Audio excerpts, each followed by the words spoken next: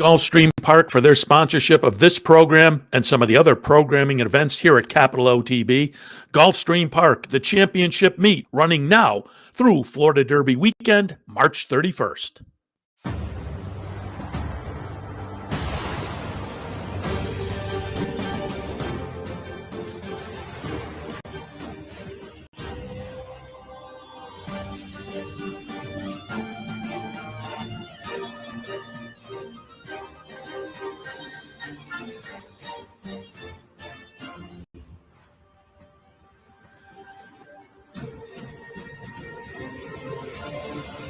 Broadcasting live from the Capital OTB studios, this is Racing Across America with Seth Merrow.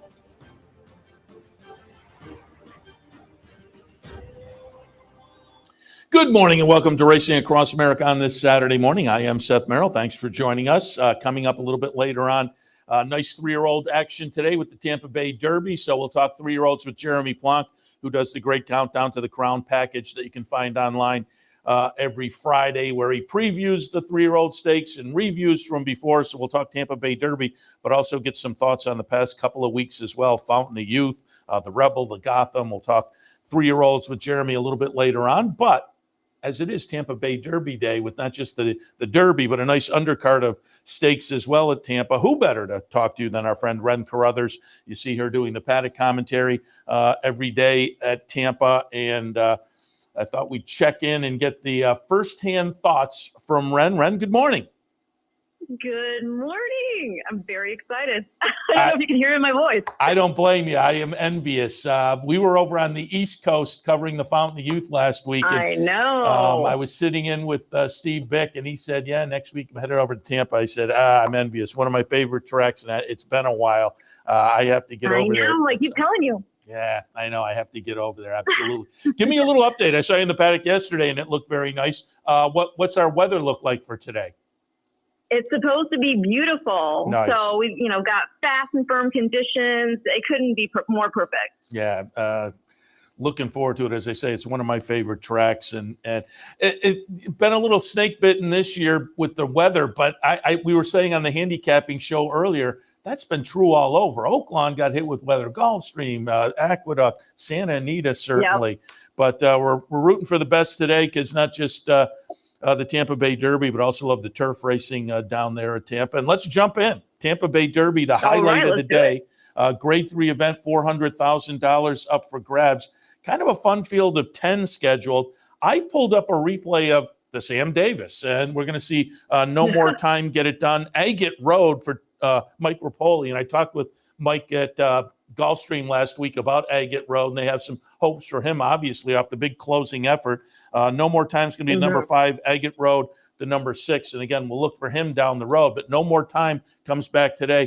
I put him in the second slot. I'm going to take a little pop with Domestic Product coming out of the second last time in the Holy Bull. And at 15-1, I think the other Chad Brown, Good Money, is maybe a little bit interesting in the second start of the career. What were your thoughts in the Derby? Well, I don't want to take anything away from our Sam Davis winner, No More Time. I think that was a legitimate win. He was coming out of the Mucho Macho Man where he had a legitimate excuse, and that race is pretty live. According to Jose D'Angelo, he is not one-dimensional. He doesn't have to go to the lead. We have Ever Do It back in again, and he didn't get to run his race last time. So the idea that maybe he would put the pace pressure on No More Time and maybe cook him up is not necessarily the case. I did not go there, though I do respect him, and I'm very thankful that the connections have brought him back for the Tampa Bay Derby. As far as Domestic Product, yes, I think he has a chance. Obviously, you see those company lines. I put him in the third spot, and I actually put the other Chad Brown, Good Money, in the top spot because nice. I can't resist it. at the end of the day, my main reputation is as the petty geek. And when I see a horse who is by Good Magic, who then is from the female family that has produced multiple Belmont winners in Rags to Riches, Jazzle, Archangelo, it's really hard for me to think that he didn't win that debut going 7 furlongs despite the pedigree. So while you watch the replay and it looks like maybe he's getting kind of tired there, that was a quickly run race. The horse who was coming in, who finished the length off him, was Acclaimed Victor. Acclaimed Victor went on to run second to BU next out, put up an 89 buyer figure doing that. So I think this horse has a lot of upside. I actually got a hold of Chad to ask him his thoughts. he agrees that this horse should really appreciate more ground. This is a big step up, of course. But why not? We've seen crazier things happen in terms of stakes races and a horse is coming out of a maiden win. I did put in the second spot, Sturdy on the outside. I think this is a horse who's going to benefit from the further maturity that he's had, and we see that in that last start that he had. So, yeah, I basically went with a Chad sandwich here.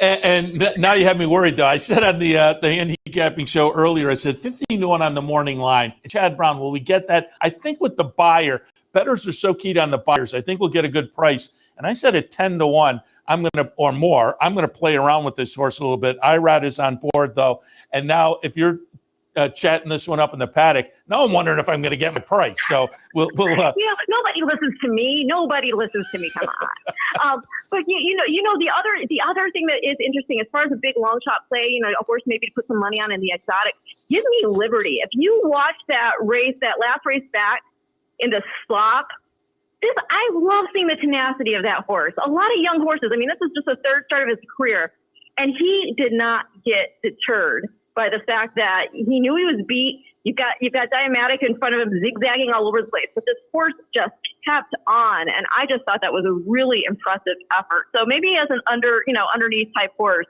give me Liberty is one you might want to look at. I will admit, until you started talking about him, I hadn't taken a close look. I had looked at Sturdy, George Weaver. And it's Weaver and Rapoli, an interesting team. But give me Liberty. It's Robertina Diodoro for Ken Ramsey, which I'm not unfamiliar with that team up. But I'm also wondering, as I'm looking, I wonder how many horses Diodoro has ever started at Tampa, so that they elect to come makes that one a little bit interesting as well. Yeah, I'll take an extra look. All right. The 10th at Tampa is the Florida Oaks. This is a nice field of 12 in here. The fillies going on the grass. I pulled up a replay of the Swedish chant at Gulfstream. Life's an Audible, the number one will win. Ran second in the stake last weekend at Gulfstream behind a nice Cassie filly named Pounce. But running second is number 3, Style Points, and third is number 6, Dynamic Pricing. I'm going to look for those two to switch up their positioning. I'm going to go for Dynamic Pricing, being lightly raced and maybe some upside, but Style Points is very interesting. Austere I have in the mix as well, and Weigh the Risks, another Chad Brown runner. Again, interesting field in the Florida Oaks. Your thoughts? Okay, so I will tell you this. I mean, I would love to just keep it close to the vest, but I am here to help you all out, right?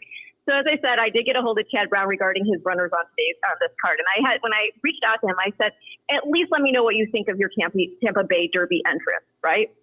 So he told me about, again, good money and domestic products. He thought some of that, but he went out of his way to then mention to me, and look for Weigh the Risk to run huge off the layoff. So I had originally gone with Full Side with Slim on top. And then I hear this from Chad, and I'm like, okay, well, I went ahead and made her the top pick, with Full Side with Slim my second choice, because getting turf, you're by Churchill. I mean, come on, right? You've been on synthetic twice. So I switched up based upon getting. I mean, Chad's not. I mean, to tell you that a horse is going to run huge off the lap, it tells me a little something. Yeah, when they got out of their way to I mean, you when you're interviewing trainers, they're typically giving trainer speak. But when they go, years ago, I had Dale Romans on the show, and I talked about one of his horses. And as the interview ends, he makes a point to just out of the blue bring up another horse. And sure enough, that one won and paid, I don't know, $15 or whatever. So when they bring it up, very, very intriguing in here. All right, and let's just. I will say, I do love Full Side with Slim, though. I love the Rusty Arnold horse. For sure. I mean, like I said, 2 synthetic starts, wins the last one by 5 1/4 lengths. She has, I think, she's got speed, and I think that speed should be even more potent on the grass, being by Churchill and out of mare by Epaulet. You've got these Aussie breds there on the bottom side. I mean, check out that second work back where she put in the 46 and 2, 4 furlong drill there at Palmettos. I think she's legitimate as well. 15-1. I like that. So maybe a little exacta in there is certainly an exact. I will not let that one slip by. And finally, let's take a look at the Hillsborough on the turf Grade 2 event, $225,000. And again, another intriguing race on the card. And intriguing to me, I said on the handicapping show earlier, I put Star Fortress on top, and I'm going to let people look at that Cardinal that I talked about earlier. First start in the United States, Star Fortress is going to be the number 2 horse. Easy to pick out here because she's 10 lengths ahead with a 104 buyer. Now, the subsequent follow-up in the Pegasus filly and mare turf was clearly not as good, but I'm going to look for a rebound. Elusive Princess, interesting. Fluffy Socks, obviously, from Chad. But what are your thoughts in the Hillsborough? Well, I think Star Fortress had a legitimate excuse there. I mean, not only was she coming in off a layoff in the Pegasus, but she didn't get away from the gate well. And there was, as it says in the comment line, some setting and some bumping going on and whatnot. So I don't think she really got to run her race. And in the end, yeah, she was 11th, but she was 5 lengths beaten. Cherie is supposed to be at the track today. So I think it's always good when the trainer's in town. Yeah. So I used her in my top 3. I used her in the 3rd spot. I went with Elusive Princess for Ardo Delacour on top. I mean, when you see, yes, she is stepping up into older company for the first time. But when the last 3-year-old that you faced and you lost to only by 2.5 lengths was Maj, I mean, it's not that big of a deal to me that you're now taking on older technically, right? And I just thought that was a really good effort. I mean, we know what Maj did after that. Lindy's a really good racehorse who was in there running second. Mission of Joy had previously won our Florida Oaks. And so I think Elusive Princess looks legitimate. And then also, I mean, if you take it back and look at, she's Group 1 play. She finished 3/4 of a length off Jana Rose there and the Present Alari. And so I think, like I said, she is legitimate. She's been up against Crown Princess. And before that, I mean, she had been on a roll with a hat trick. So I liked her on top. And then I went with Fluffy Socks in the 2nd spot. And she's just so consistent. And that's what I love to see with a horse. Just consistently show up.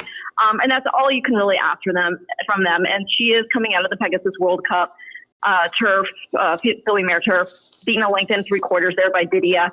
So, yeah, that's the way I saw it. Elusive Princess over Fluffy Socks over Star Fortress.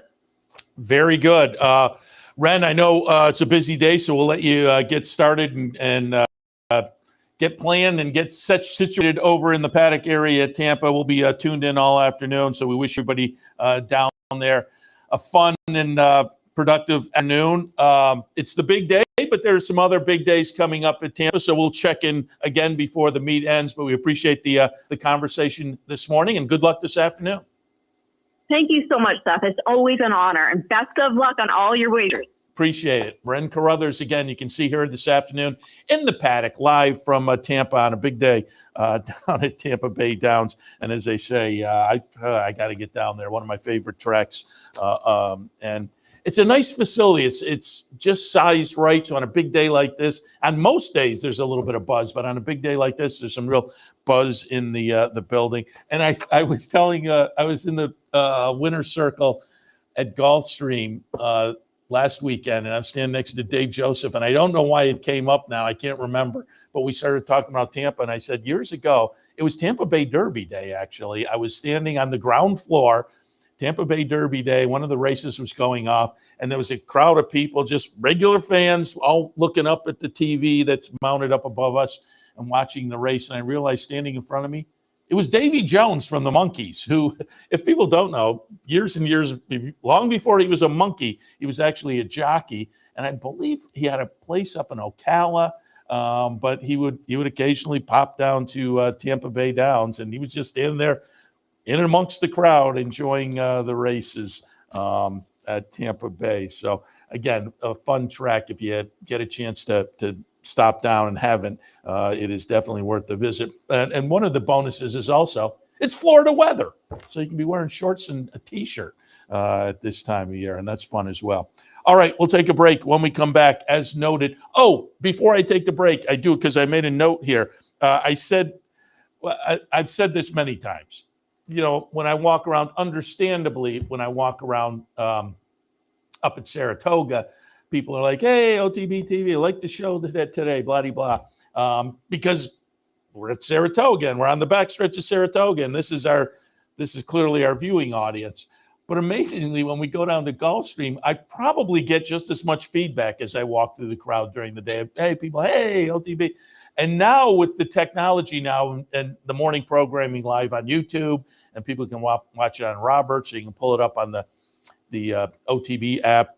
People in other parts of the country watch us, and we get feedback from those viewers as well, which is always a lot of fun. But at Gulfstream, A, you get a lot of snowbirds from this area who know us, but B, there are people down there who watch the show. And sure enough, as I was walking through the crowd, first of all, I ran into Carl, and I said I would give him a shout out. He's from this area, and he was just down, as a snowbird, as it were, enjoying some Florida weather. So appreciated running into Carl and talking a little bit with him, but also met Lynn and Mark, who are, live down there essentially. And Mark loved the show and listens to Bick and whatnot.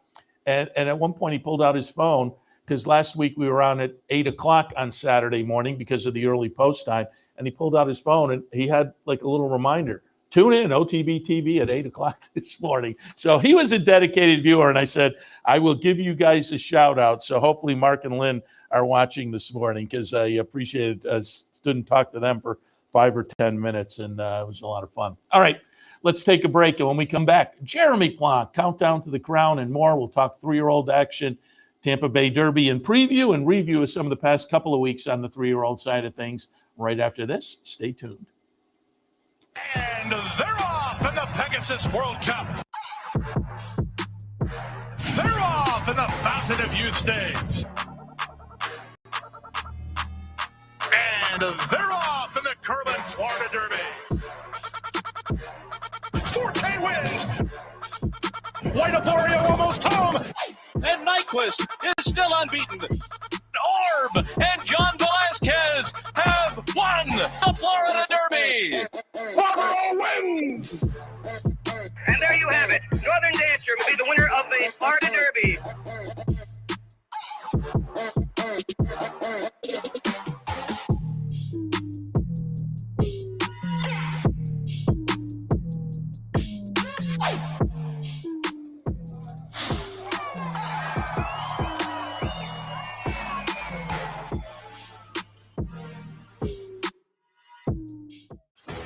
Sometimes it pays to go with the flow, to check your worries at the door, to reconnect with your crew, to follow the thrills and the flavor, to roll with it and see where it takes you, to enjoy every minute to its fullest, and to dance like there's no tomorrow.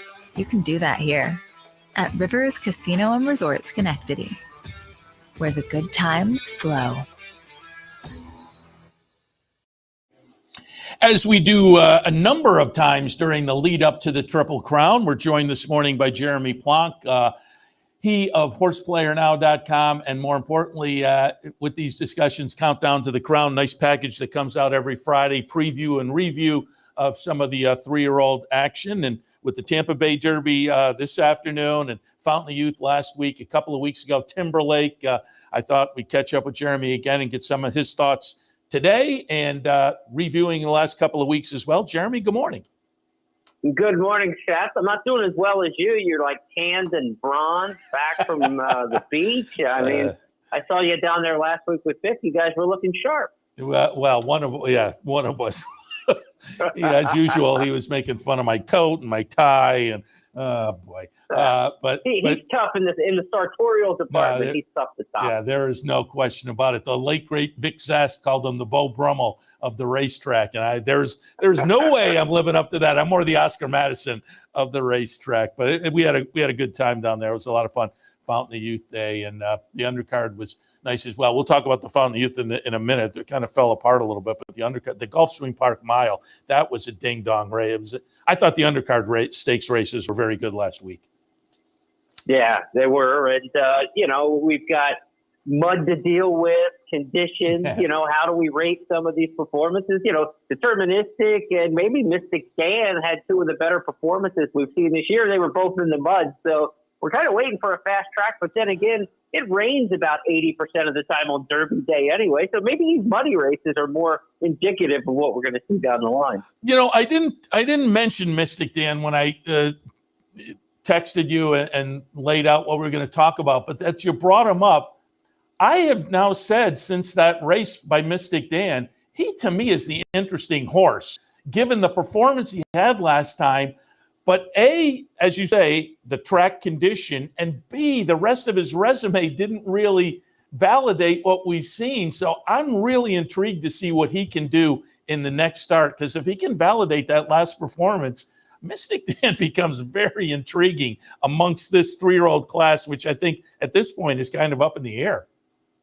Yeah, some horses just wake up at some point, right? I mean, we've been doing this a long time, but you think back to Charismatic in the Lexington Stakes, right? He had really done nothing up until the Lexington, and in 1999, just bam, and then all of a sudden he's rattling off the Derby, the Preakness, and almost the Triple Crown. Then you think, we've seen some other horses along the line do the same kind of thing. It doesn't happen often, but every once in a while, a horse just wakes up. Think of I'll Have Another in the San Felipe.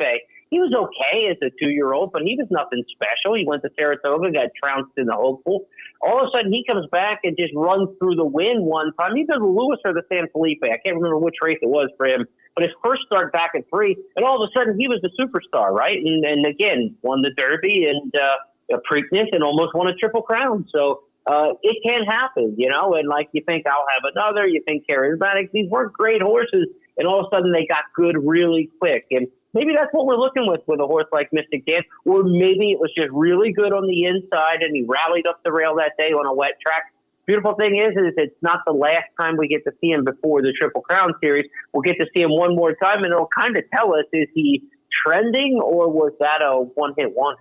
Yeah, to me, this season has been a lot like last year, where nobody has kind of been able to validate the big performance. So I'm waiting, and I'm just looking at your countdown to the crown, the edition that came out yesterday, where you said of any eligible runner, Mystic Dan owns the most wow stakes, and I would totally agree with that. I'm looking forward to his return and see if he can validate that. Speaking of countdown to the crown, before we get into thoughts today and the last couple of weeks, just talk a little bit about horseplayernow.com, Countdown to the Crown, which comes out on Fridays. And now people can find your work over on Substack as well. So just tell people, tout for people a little bit, Horse Player Now and your Substack work as well.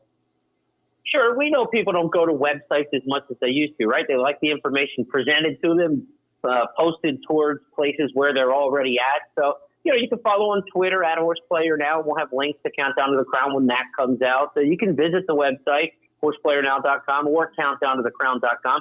And on Substack, use my name, Jeremy.Plonk at Substack, and sign up there, and you get it free sent to your email inbox each and every Friday morning. So that's the easiest way to get it. We're building a nice audience there through Substack, which is a great place for independent publishers. And, Countdown to the Crown's 19 seasons into it. We go about 22 weeks a year. This is week 10, so we're halfway home through the 19th season of the deal. And like you said, we're kind of waiting for this crop to really, coalesce and come together with Nysos out in Southern California not eligible to run in the Kentucky Derby and all the Bob Baffert horses. That certainly throws a cloud into things. And I think Nysos himself is cloudy all of a sudden, He scratched last week out of the race. He hasn't worked in almost 2 weeks. I have not seen the work tab from Southern California. It's only 7:30 a.m. out there right now. Maybe he worked this morning, but if he hasn't worked since February 25th. And so they scratched last week saying that they just decided they didn't want to run. Typically, you'd work in that spot then. So Baffert didn't. I'm not sure if Nysos doesn't have a little something going on that we want to keep track of. But certainly, if he doesn't show up in the workout tab today or tomorrow, you have to worry about him even as a Preakness. He's got a little more time to deal with because the Preakness will be obviously 14 days after the Derby. But even he at the top is a bit questionable at this point. So I don't know. Sierra Leone, Fierceness, Forever Young. There's some good horses this year, but nobody just seems to have grabbed the mantle of this is my division. Nobody roots for a horse to go to the sidelines, certainly, but I would have to think fans of New York racing and Saratoga might relish the idea of no Nysos in the Preakness, because I think a lot of people are thinking, well, there won't be any Triple Crown because Nysos is going to run away with the Preakness. And up here at Saratoga, we are hoping for the potential of a Triple Crown after the first couple of legs with Belmont at Saratoga. But as I say, we will not root against anyone. But let's. And what's interesting about that too, before we turn the page though, is the Belmont being at Saratoga at 1.25 miles really changes the dynamic, because there were so many people who didn't go to the Belmont because it was 1.5 miles. The fact that it's a mile and a quarter is going to make that race a lot more appealing. And when you go head-to-head against the Preakness and they're only 3 weeks apart, we know now in today's game, maybe one horse goes from the Preakness to the Belmont, not many. So there may be a lot of horses who are actually aiming for the Belmont Stakes this year, that most of the time it's like who's left in the Triple Crown and who might be a plotter who wants a mile and a half. This might be a much better Belmont Stakes at a mile and a quarter this year. Yeah, that's a great point. It is a different dynamic. And typically, many of the also-rans in the Kentucky Derby don't show up again in the Triple Crown races. A, the Preakness comes so quickly, and B, it's a mile and a half. This year, maybe not so much that kind of thinking. Maybe you do get a number of those also-rans 5 weeks later going the same mile and a quarter. And the Bafferts, who normally won't run in the Belmont unless there's a Triple Crown on the line, right? He's run so few horses in the Belmont that weren't going for a Triple Crown. He can look at horses and say, okay, I've got 4 of them right now. I'm going to run 2 in the Preakness and save 2 for the Belmont, because he doesn't expect to run in both races with horses 3 weeks apart nowadays. So you may get 2 good Bafferts in the Belmont Stakes that you normally wouldn't have got. Yeah, it is. Again, it definitely changes the dynamic. All right, let's take a look at this afternoon Tampa Bay Derby. Pulling up Countdown to the Crown. You and I are in the same ballpark here. I pulled up a replay of the Holy Bull. Hades is going to be the winner. Domestic Product runs second. And Fierceness, one of those 3-year-olds who wasn't able to validate at this point that we've talked about, the number 7 at 1-5, winds up running third in here. But off of this performance in the Holy Bull, I'm going to go with Domestic Product this afternoon. It looks like you're in the same camp. I have no more time underneath off the win in the Sam Davis.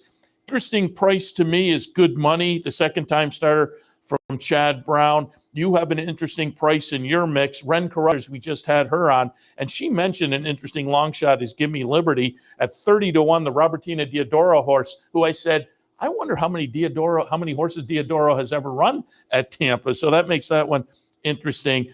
But again, I think we're on the same spot on top with Domestic Product. Talk about your thoughts, Tampa Bay Derby.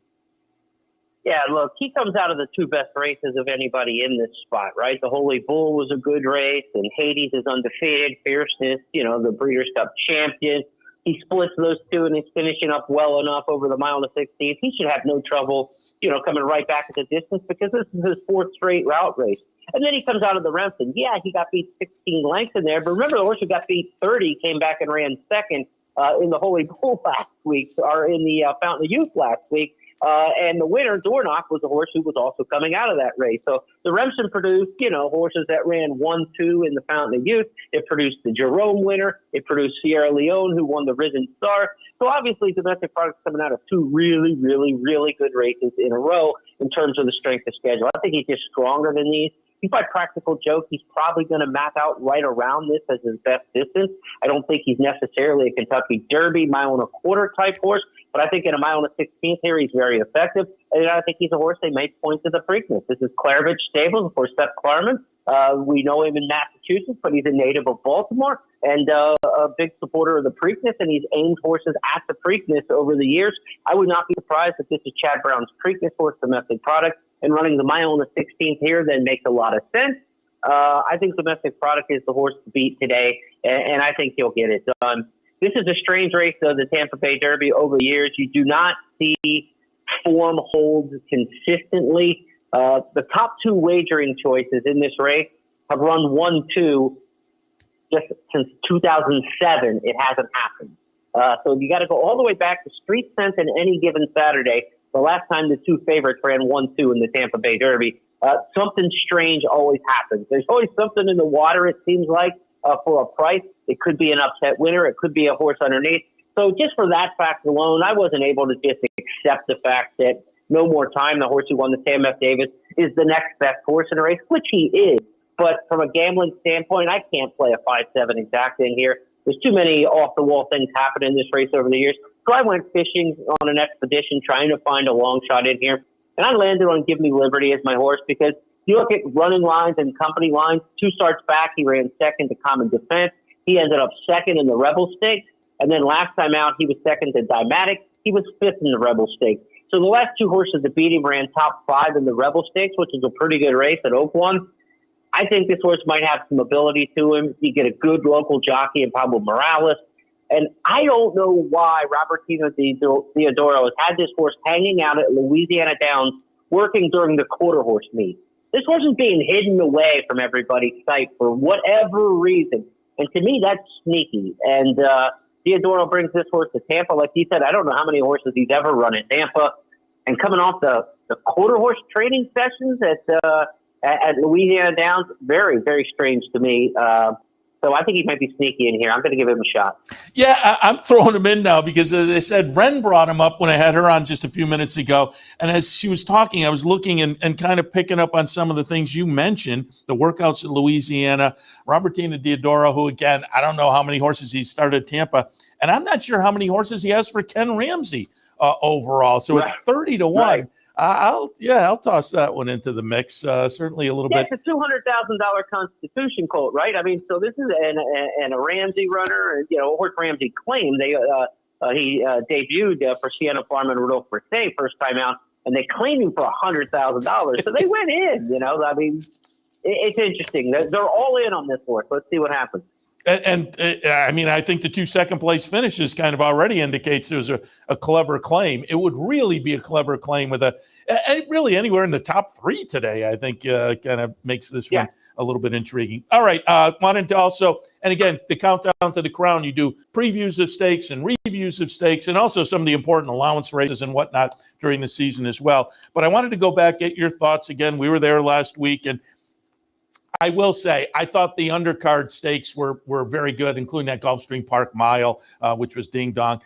The Fountain of Youth kind of fell apart with the scratches, the early scratch of Locked and then the post-parade scratch of Speakeasy. We're going to watch the replay here. It's going to be number 5 Dornoch getting it done as he was supposed to do it 1 to 5. I don't know whether it was a super standout performance. The Beyer was, kind of an okay 88.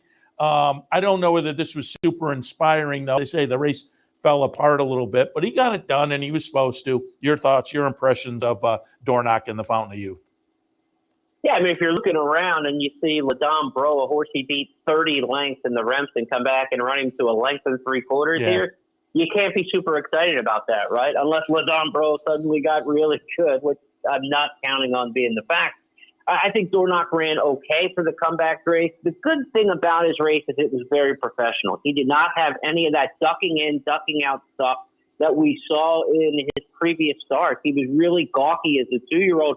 He was much more focused in this race. If you watch the head-on replays, running straight as a string down the lane. He doesn't change leads with great efficiency. He's not a great athlete, but he's a good horse. And he's going to have to clean it up even a little bit more and get a little faster, of course, to be a contender in the Kentucky Derby. But you can't have a big knock. I mean, everything he's beaten in the race has come back to run big this year. So he's obviously got some quality about him. He's not going to catch you by the eye. He's like one of those basketball teams that's got a great record, but they don't have 3 NBA first-rounders on the roster. Like a college basketball team that's just a good college team. He looks like a good college team, but he may not have NBA kind of talent. But man, he gets results, and you can't argue with that. We'll see what he does next time. I would assume they might go to Keeneland for the Bluegrass, or they could stay there at Gulfstream and run in the Florida Derby.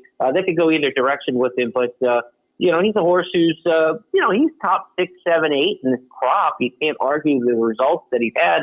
But as I was telling Jeff Siegel earlier this week in our podcast, saying he's number 6, 7, or 8 means you're going to be 15, 20 to 1 in the Derby, right? If you're the 7th or 8th best horse in the crop. So you're going to get a nice price on him. You should, if he advances on to the Kentucky Derby, but you get the feeling he'll end up being an underlay kind of price than that. If he wins this next start, he's going to be one of the top 3 choices in the Kentucky Derby, and he may not be that talented. We'll find out.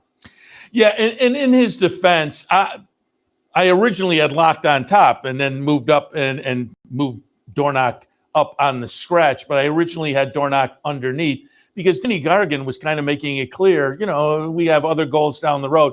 This may not be the main goal, but after the scratches, again, he winds up being the favorite. So again, in his defense, Danny Gargan had said this, may not be totally cranked up for the effort. So Sure. He did what he had to do. He did what he had to do, but you want to see something better next time, and I think that's fair. Yeah, no question about it. Wanted to get some thoughts on another one because, again, Countdown to the Crown, not only do you look, preview and review some of the stakes, but some of the important allowance races and whatnot. And there was a notable one last Friday when we were down there at Gulfstream. There was an allowance optional claiming event at 1 mile and an eighth. And taking the action at 3 to 5 was Conquest Warrior for Shug.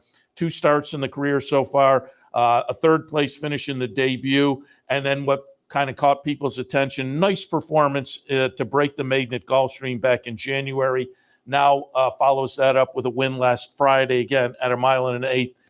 84 buyers, so he paired up 84s. You know, the buyer didn't necessarily jump off the page, but it's Shug, and he tends to be kind of conservative, and he's going through the conditions. Be interesting to see where they go next time with Conquest Warriors. We can see here, he wins by 5. So it was a nice performance. Your impressions of the Friday win by Conquest Warrior? Well, your eyes look a lot better in this one than, say, with the door knock win or some of the others, you know, and sometimes you want to just kind of believe your eyes, you know, and not necessarily the numbers and the hype. This looked like a good performance.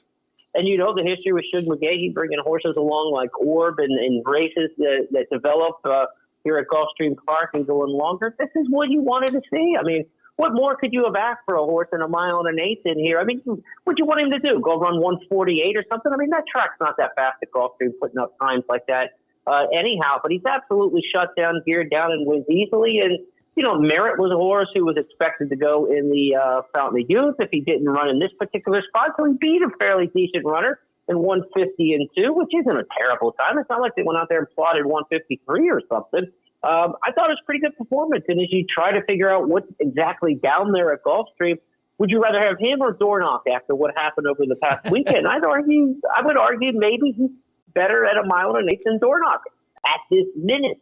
And we're going to find out in 3 more weeks' time in the Florida Derby, because I think those two will probably potentially match up there. Dornoch could go to the Bluegrass, but I think we're definitely going to see Conquest Warrior in the Florida Derby. And I think he's going to be a win factor in there. I think he's going to be a horse you definitely have to consider. That's a great point. Who would you take out of the weekend, Conquest Warrior or Dornoch? I think I would probably tilt towards Conquest Warrior, given what we said. But again, the buyer did not move forward, so it'd be interesting to see.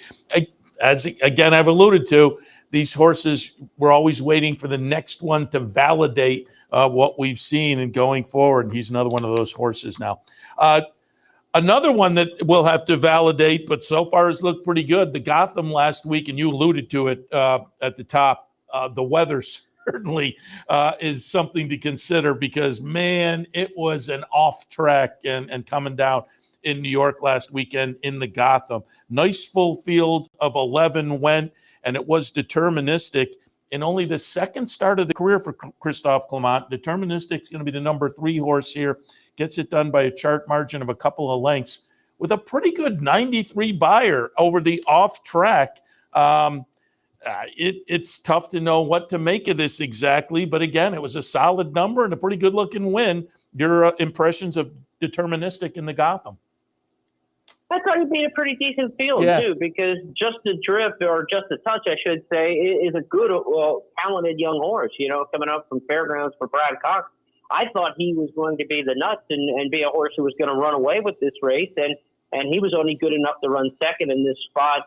El Grande O is as consistent as they come. You know, he's one of those horses that you know what you're going to get from him. You know, he gives an effort every single time he ran his race, and it took a good effort from Deterministic to come and get him. He got a nice trip, no question about that. Of course, everybody wanted to stay off the inside, as you see from the replays. And, you know, he won this race like a pretty good horse coming off a layoff. Now, layoffs are a different ball game than what they used to be, right? I mean, when you and I started handicapping 20, 25 years ago, the first thing you did was throw out every horse in a race who had been off 30 days or more. Now you don't bet a horse who's coming back in 30 days or less, you know? So it's just completely flipped in that respect. So, you know, credit that the Clement stable had this horse,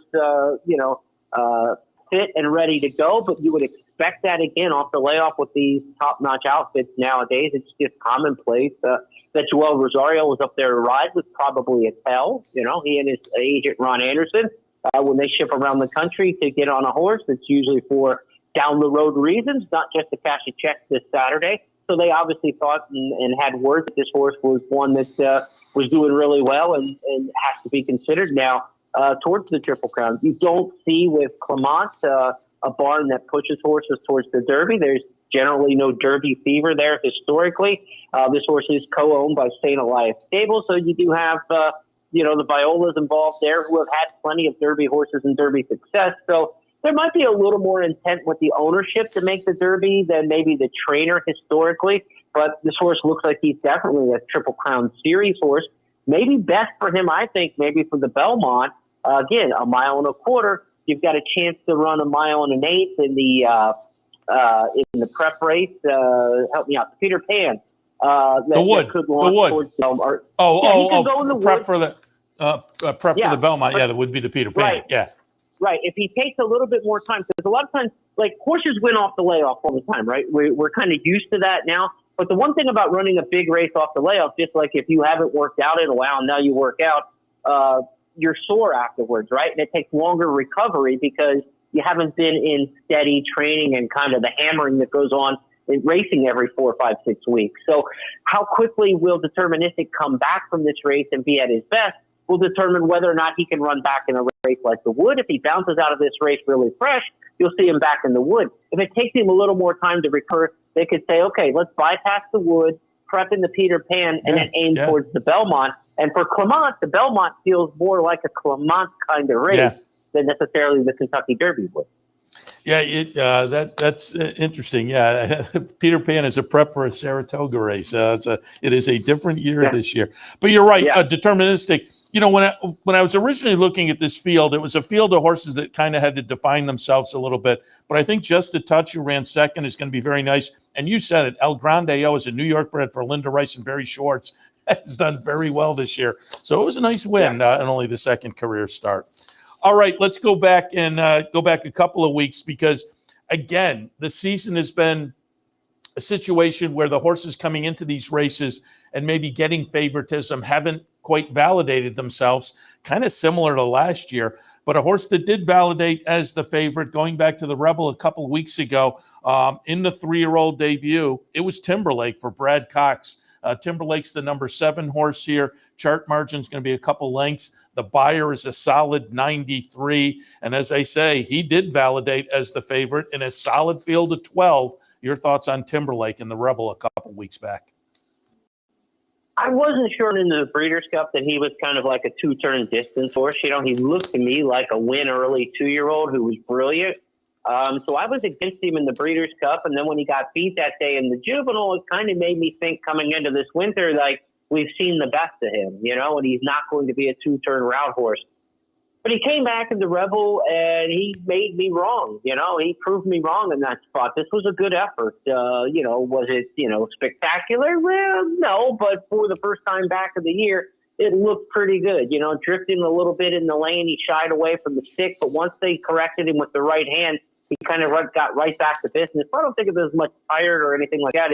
I think he had a bad reaction to getting hit left-handed, and I think the rider will learn something from that. Timberlake, I think, was rock solid in the return, and, you know, he didn't take on the horse who had won the Southwest in Mystic Dan. The schedule at Oaklawn really got screwed up this year because they missed 16 days of training in January. They ended up pushing the Southwest back a week, which made it closer to the Rebel. So a lot of the Southwest horses didn't come back in the Rebel, and the ones who did, like Just Steel, really didn't fire. So he kind of had an advantage in the calendar in he didn't miss all that training time because he wasn't based at Oaklawn. He was based at Fairgrounds. And then when he got there, the other horses' schedules had all been screwed up. So he did have a little advantage in there. So like all of these other ones we keep talking about, the next race is going to be so interesting, right? Was he just the right horse at the right time that day in the Rebel to excel at a mile and a 16th?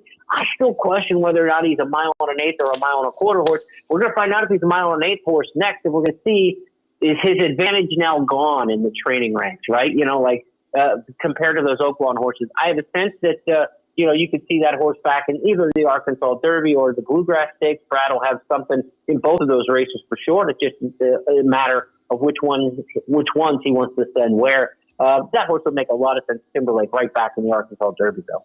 Yeah, see if you can put two together. That's what we're waiting for here. Some horse they can kind of like, we can put the crown on him is, oh, okay, this is the one. And I'm just, before I let you go, I'm looking at your top 20 here on the countdown to the crown page. You have Nisos on top. And again, we talked about maybe question marks there, but also it's a Bob Baffert horse and not Kentucky Derby eligible. Number 2, you have Sierra Leone. And I didn't pull up a replay from 3 weeks ago down at the fairgrounds in the Risen Star. Nice win, though, in the 3-year-old debut off of 2 starts as a 2-year-old, a win, and then a second in the Remsen that some people thought he could have won. So that was a pretty good-looking 3-year-old debut. You've got Sierra Leone second, and so give me your thoughts on that one. Yeah, this is a horse I think Blinkers helped a lot. He was a lot more focused to finish the deal, and the Risen Star was probably the deepest field we've seen so far on the Triple Crown Trail. Track Phantom was in there.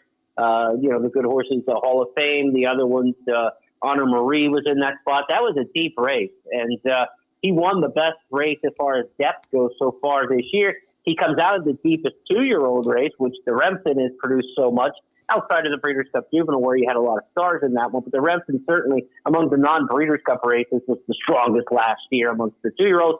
So he's out of the best 2-year-old race. He's out of the best 3-year-old race so far. He's run crackers in both of them. He's in the right hands with Chad Brown. I know Chad hasn't had the winter. That's another good sign, though. Chad's had a terrible winter, yet this horse sloughed that off, right? Yeah. He came back and ran and improved the race. And a lot of times when the barn's going bad, they're all going bad. So in just a general handicapping standpoint, I think it's a good tip.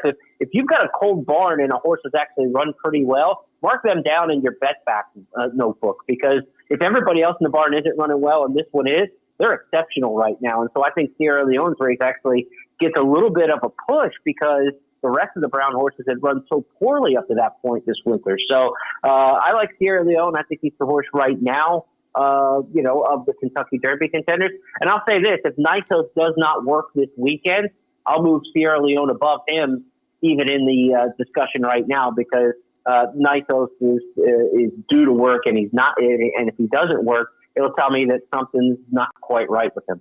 Hey, folks, can check that out. If you go to Equibase and type in the horse's name, they list the most recent work, so you can follow that as well. And you have Fierceness number 3, which I can't really disagree with. But again, I caught up with Mike Rapoli and did a little interview last week. Unfortunately, by the time I got to his table, Tom Brady was gone.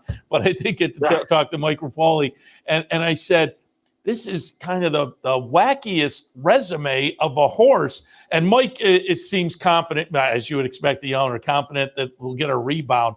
But what is your take on it? It's just when he runs great, he runs great. And when he doesn't run great, it's kind of a head scratcher. Yeah, that's exactly what it is. And, part of it is still your ranking horses. Part of it's projection, part of it's resume. And he's obviously being ranked on his resume, His Saratoga win, his Breeders' Cup Juvenile wins were fantastic. Yeah. So we know the best version of him is up there. Are we going to get that? The next race tells everything with him, right? Because he was slightly poor, I think, in his return race in the Holy Bull. He's got to run a lot better. And if he runs that flat again, then there's no way in the world he's number 3 in any sort of ranking. But if you look around, where are you going to go, Seth, as I go down the list? Forever Young, I'm taking a horse from Japan. May Moon's not eligible. Track Phantom is solid, but I don't know. Is he a top-notch Asmussen horse? Dornock's got his questions. Timberlake's got his questions. Catching Freedom got beat last time out for Brad Cox. I thought his Smarty Jones was really good, but his next race was a little disappointing when he ran third in the race at Fairgrounds in the Risen Star. I'll tell you a horse to keep an eye on is Liberal Arts. I've got him 11th right now. He was a good third in the race at Oakland. I think was at the Southwest was his first race back. And he rallied for a good third and galloped out like a monster for Robbie Medina. This horse is a pure 1.25 mile horse. I love the pedigree for him. He's got a lot of stamina on the dam side. He will win the Arkansas Derby in my estimation, and I've said it since he ran that first time back. I think that Liberal Arts has a real shot to be pretty good. And, in the last couple of years where we see the Kentucky Derby, we talk about Stafford and Brown and all the big names and stuff like that. But if the last 2 years with Gustavo Delgado and Eric Reed tell you anything, Robbie Medina could settle a Kentucky Derby winner. It'd be no surprise there at all for the ex-Shug McGahee trainee. 22 years ago, I covered Starland on the road to the Derby for ESPN. Every single day, we did a blog for ESPN.com when I talked to the barn. Robbie was Shug's assistant back then. I talked to him probably twice a week of that year. I know he's been around a long time and deserving of having a horse potential for the Kentucky Derby. It'd be kind of cool to see Shug and Robbie both in the Derby field together. That absolutely. I was at Shug's barn the other morning on the backstretch at Gulfstream. And I'm also noting here, you have Forever Young sitting at number 4, the undefeated Japanese runner. They have been doing Japanese runners, but the past 2 years, I guess, or 3, but 2, I think, they've been doing so well internationally. It would be wild to see a Japanese runner win the Kentucky Derby. But again, undefeated and comes out of the win in the Saudi Derby. Yeah, he was determined, right? I mean, he looked beat at the top of the stretch, and he just came and finally got the Book of Dano in the last stride in a race he probably shouldn't have won. This is another one, though, right? He's moving forward now to the UAE Derby. It'll be around 2 turns. It'll be a mile and a 3/16. So he gets the extra ground, he gets the extra bend. You've got to see improvement. If you think this horse is going to win the Kentucky Derby, he's got to run better than he did in the Saudi Derby, but you expect that he will. And Yoshida Yahagi, his trainers, he's the Bob Baffert of Japan, and he's won a couple Breeders' Cup races. I mean, he's the highest of the high levels when you talk about the Japanese trainers. So he's in the right hands. So this horse could be there as well. But this is a Yahtzee kind of group, You got a bunch of dice in the cup, and you're shaking it up. And each week I could roll out different numbers. I hope it comes together a lot more in this final round of the mile and an 8 prep, because right now I'm kind of, I feel fairly confident. The one I do feel confident about is Sierra Leone, though. He is the one who looks like a good horse, and he's running like a good horse. He's only had the one start this year, but there's really, I can't punch anything in the resume or the potential of Sierra Leone, and that's why amongst the Kentucky Derby horses, he's the top. There is clearly some potential here, and as they say, they just haven't been kind of able to string a couple together, but there is that potential to do so out there with Timberlake and Mystic Dan and Sierra Leone, and so, this last round is going to be a lot of fun, and I think, as I say, I think this group has some real potential going forward as well. So, I wanted to catch up this morning to go back the last 2 or 3 weeks and get some thoughts on the Tampa Bay Derby. Certainly, we will talk again as the trail progresses. Again, folks can go to horseplayernow.com, countdown to the crown. The package is out every Friday. And at the top, I didn't give you a chance to tout because I watch it a lot. I'm sitting at home in my office at night, handicapping a lot for our handicapping show here. And I pull you and Jeff Siegel up on your podcast. So just tout that a little bit. What days does the podcast come out?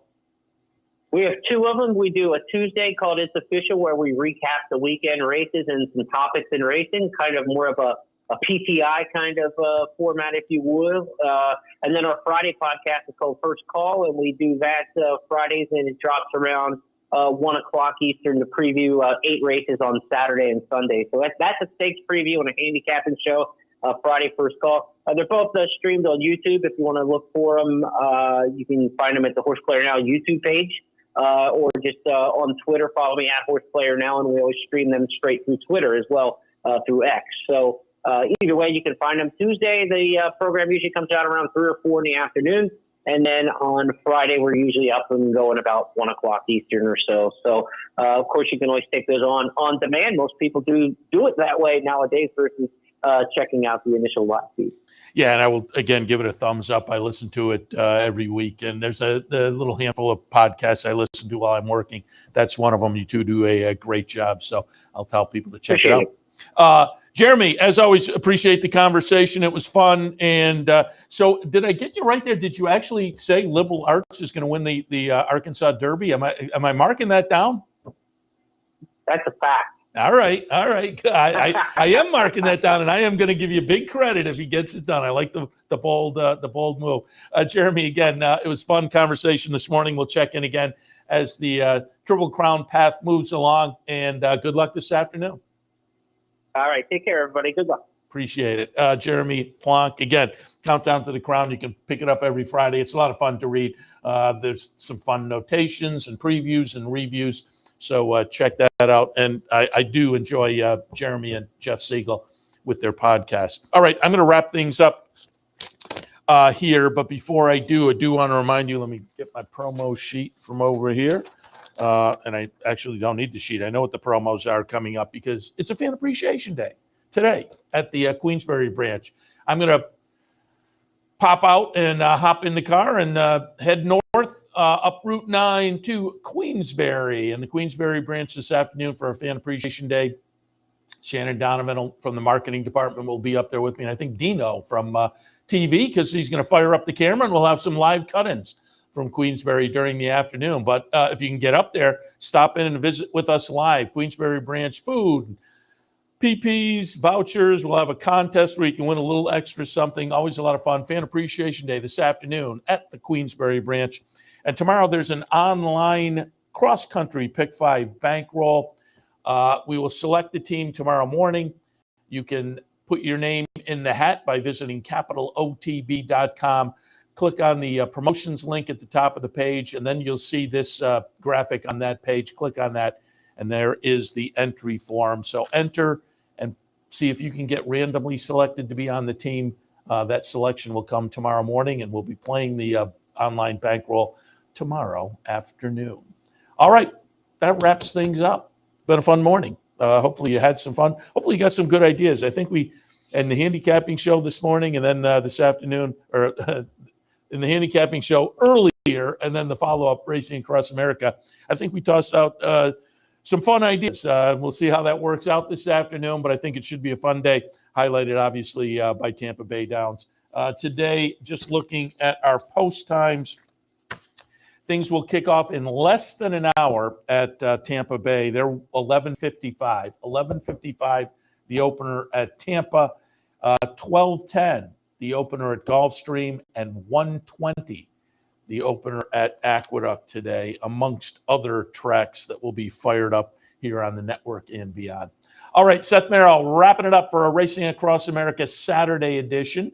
Again, we'll have some live cut-ins this afternoon from the Queensbury branch, so we'll see you then. We'll be back in here tomorrow doing a recap of some of the stakes action on the Sunday edition of Racing Across America. Enjoy the rest of the day.